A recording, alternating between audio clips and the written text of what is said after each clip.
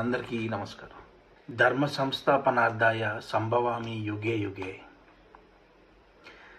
ఈ మాటలు ఎందుకు గుర్తు తెచ్చుకోవాలనిపిస్తుందంటే, మనం గెలవలేకపోయాం, జగన్మోహన్ రెడ్డి గారికి ఇంత మ్యాండేట్ వచ్చింది, కానీ మనం అసంబద్ధంగా మాట్లాడకూడదు అని చెప్పేసి సైలెంట్గా ఉండి మాట ఇచ్చి ప్రభుత్వానికి ఎలాంటి అడ్డంకులు క్రియేట్ చేయకుండా సైడ్న ఆయన పని ఆయన చేసుకుంటున్న వ్యక్తి పవన్ కళ్యాణ్. ఎప్పుడైతే గొడవలు అయ్యే ఛాన్సెస్ ఉన్నాయి, మీరు కనుక ఇన్వాల్వ్ అయితే మాత్రం లా అండ్ ఆర్డర్ ఇంకా కంట్రోల్ చేయలేని పరిస్థితిలోకి వెళ్తుంది, మీరు రావద్దని ఎప్పుడైనా సరే ఒక పోలీస్ అధికారులు ముందుగానే ఆయనకి విజ్ఞప్తి చేస్తే ఎట్టి పరిస్థితుల్లో కూడా ఆయన లా అండ్ ఆర్డర్కి డిస్టర్బ్ చేసుకుంటా బయటకు వచ్చిన మనిషి కాదు. అలాంటి పరిస్థితుల్లో ఉన్నప్పుడు ఒక్కొక్కరుగా వచ్చారు ఆయన దగ్గరికి. ఒక ఆడబిడ్డ, ఒక తల్లి, నా కూతురికి అన్యాయం జరిగిపోయింది, నువ్వు రా అంటే కర్నూలు గడ్డపైన ప్రత్యక్షం అయ్యాడు. ఆక్వా రైతులు పిలిస్తే అక్కడ ప్రత్యక్షం అయ్యాడు. అమరావతి ప్రజలు, అమరావతి రైతులు పిలిస్తే అక్కడ ప్రత్యక్షం అయ్యాడు.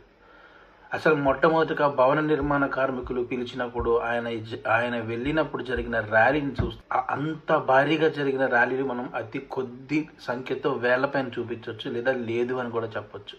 అనంతపురం వెళ్ళొచ్చాడు, అన్నమయ్య డ్యామ్ దగ్గరికి వెళ్ళొచ్చాడు, శ్రీకాళహస్తి వెళ్ళొచ్చాడు, నెల్లూరు వెళ్ళొచ్చాడు. పిలిస్తే నేను ఉన్నా అని చెప్పేసి వెళ్ళాడు. ఎక్కడ ఎవరిని డిస్టర్బ్ చేయాల, ఆయన పని ఆయన చేసుకుంటూ వెళ్తా ఉన్నాడు.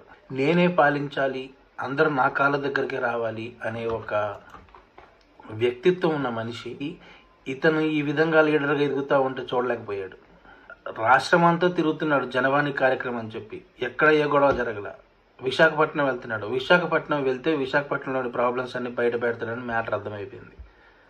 ఆ రోజు అడ్డంకి తీసుకొచ్చాడు. కానీ కని విని ఎరగని రీతిలో మళ్ళొకసారి వైజాగ్ మొత్తం పవన్ కళ్యాణ్ గారితో పాటు ర్యాలీగా నడుస్తూ ఉంది.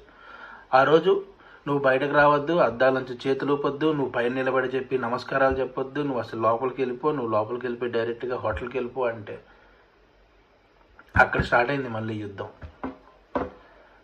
అలా వెళ్ళిన వాడిని, పోనీ హోటల్కి వెళ్ళిన వాడిని తర్వాత రోజు జనవాణి కార్యక్రమం చేసుకుని ఇచ్చాడు. జనవాణి కార్యక్రమం చేసుకుని ఇలా ఈ పోలీస్ డిపార్ట్మెంట్ నుంచి ఆయనకు ఒక ఆర్డర్ ఏంటంటే, విశాఖపట్నం నుంచి వెకేట్ చేసి వెళ్ళిపోవాలి, ఆయన ఎట్టి పరిస్థితుల్లో కూడా ఎలాంటి మీటింగ్స్లో కానీ దేంట్లో కానీ పాల్గొనడానికి వీలు లేదు అని చెప్పేసి ఆర్డర్. ఏం చేసేయడానికి వచ్చాడు? ఒక లీడర్ అనే వ్యక్తి ఒక ప్రోగ్రామ్ పర్మిషన్ తీసుకొని ఒక ప్రోగ్రాం కోసం వస్తే దానికి లక్షలాదిగా ర్యాలీకి జనం తల్లి వస్తే దాని ప్రాబ్లమా? సినిమాలు తీసుకుంటూ తనేను బతుకుదామంటే ఎంఆర్ఓల్ని పెట్టి సినిమా వాళ్ళు బిజినెస్ మీద కొట్టడం. సో ప్రజల దగ్గరికి వెళ్తే ప్రజల దగ్గరికి రానివ్వడు, సినిమా తీసుకుందామంటే సినిమాల్లో నడవనివ్వడు. ఓన్లీ పవన్ కళ్యాణ్ కోసం ప్రెస్ మీట్లు. ఎంతమంది మినిస్టర్లు నోరులేసుకొని మాట్లాడతారు? తల్లి గురించి మాట్లాడతారా? తల్లి గురించి మాట్లాడితే ఆడబిడ్డలందరూ ఇంటికి వెళ్తే మళ్ళీ వాళ్ళందరినీ తల్లి పంపిస్తాడా? ఎవరు కక్షగా చేశారనేది ఆలోచించాలి. క్షణక్షణం పవన్ కళ్యాణ్ వెంటాడింది ఎవరు?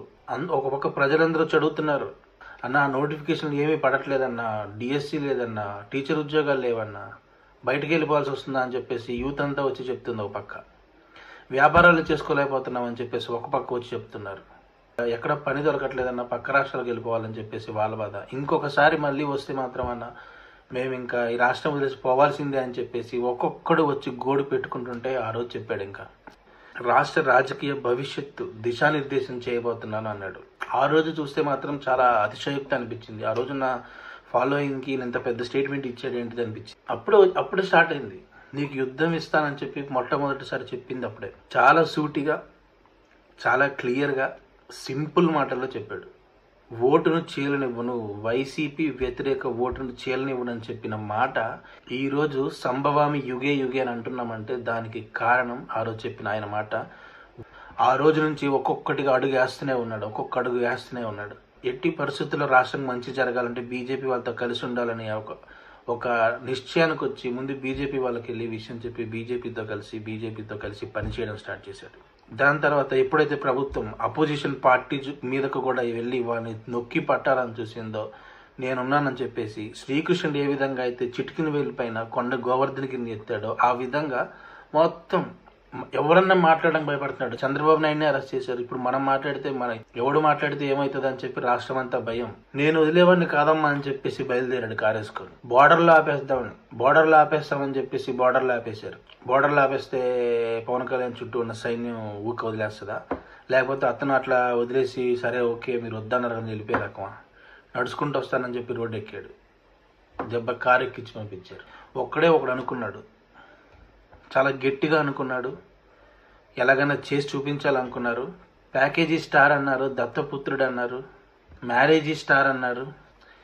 ఇన్ని మాటలు అంటున్నా సరే, ఎంతో కామెడీ చేస్తున్నా సరే, సొంత పార్టీ వాళ్ళే ఎదురు తిరిగి మైకులు అట్టుకొని పెద్ద పెద్ద మాటలు మాట్లాడుతున్నా సరే చలించకుండా నా మాట వినండి అని చెప్పి చాలా గట్టిగా మాట్లాడి ఆయన నడవడమే ఈరోజు పరిస్థితికి కారణం. ఈరోజు వైసీపీ గెలిచేస్తుందా, టీడీపీ కూటమి గెలిచేస్తుందా అనే సంగతి పక్కన పెడితే, ఈరోజు జరిగిన ఓటింగ్ ఒక టగ్ ఆఫ్ వార్గా ఈరోజు ఎలక్షన్ జరిగింది అంటే మాత్రం దానికి కారణం పవన్ కళ్యాణ్ అని ఒప్పుకొని తీరాలి. ఒక వేవ్ క్రియేట్ చేసి మొత్తం అంతా రాష్ట్రం అంతా ఒక వేవ్ క్రియేట్ చేసి మార్పు రావాల్సిందే, hello AP, bye bye YCP అని చెప్పి ఒక వేవ్ క్రియేట్ చేసింది పవన్ కళ్యాణ్. ఈ రోజు జరిగిన 80% ఆఫ్ ద పీపుల్, 100 మందిలో 80 మంది వచ్చి ఓటేసి దాన్ని ఎలాగన్నా సరే ఒక మ్యాండేట్ తెలియజేయాలని ప్రతి ఒక్కరు వచ్చారంటే దానికి కారణం పవన్ కళ్యాణ్.